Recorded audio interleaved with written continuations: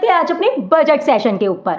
Modi 3.0 government इस साल का यानी फाइनेंशियल ईयर 2024 से 2025 तक का बजट अनाउंस कर चुकी है। कल ही हमारी फाइनेंस मिनिस्टर निर्मला सीतारमण ने इस बजट को पार्लियामेंट में पेश किया था।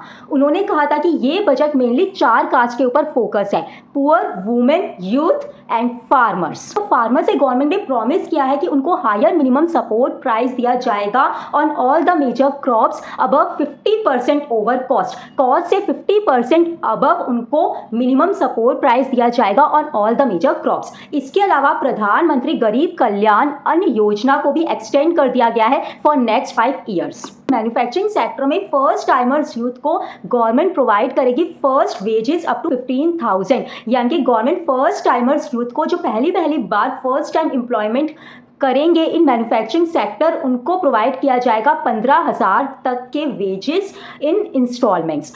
अगर हम बात करें तो कस्टम ड्यूटीज़ की, तो कौन सी चीज़ सस्ती हुई और कौन सी चीज़ महंगी।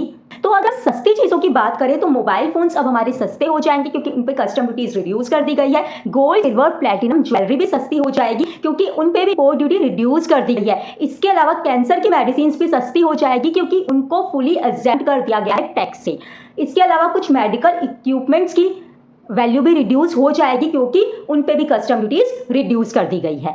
लेकिन कुछ केमिकल रिलेटेड चीज़ें जो है उन पे कस्टम ड्यूटी इंक्रीज कर दी गई है, इसलिए वो सब महंगे हो जाएंगे। अगर अपने इनकम टैक्स सेशन की, तो इनकम टैक्स में सैलरीड पर्सन्स को बहुत ज़्यादा फायदा होने वाला है क्योंकि उनको स्टैंडर्ड डिडक्शन अब 60,000 नहीं, अब 75,000 मिलने वाली है, यानी कि 15,000 रुपये का मुनाफा उन्हें होने वाला है। तो सैलरीड पर्सन्स खुश हो जाइए इस बजट से। गवर्नमेंट जो एंजल टैक्स लगा रही थी उसको भी खत्म कर दिया गया है पूरे तरीके से। तो long term capital gain increase कर दिया गया है फ्रॉम 10% टू 12.5% और उसकी जो एजेम्पशन लिमिट है उसको बढ़ा दिया गया है 1 लाख से 1.25 लाख। इस बार की न्यू स्लैब रेट्स कुछ इस तरीके से है: 0 से 3 लाख नील, 3 to 7 5%, 7 से 10 10%, 10 से 12 15%, 12 से 15 20% एंड 15 लाख से अबव है वो 30% टैक्स देंगे। बिहार के लिए एक बहुत ही अच्छी न्यूज़ है। बिहार में इस साल हाईवेज बनाने का काम शुरू किया जाएगा। सेंट्रल गवर्नमेंट ने ये प्रॉमिस किया है कि इस साल रोड हाईवेज बनाए जाएंगे बिहार में और इसके अलावा मेडिकल कॉलेजेस भी बनाए जाएंगे और बिहार के इंफ्रास्ट्रक्चर पे ध्यान दिया जाएगा।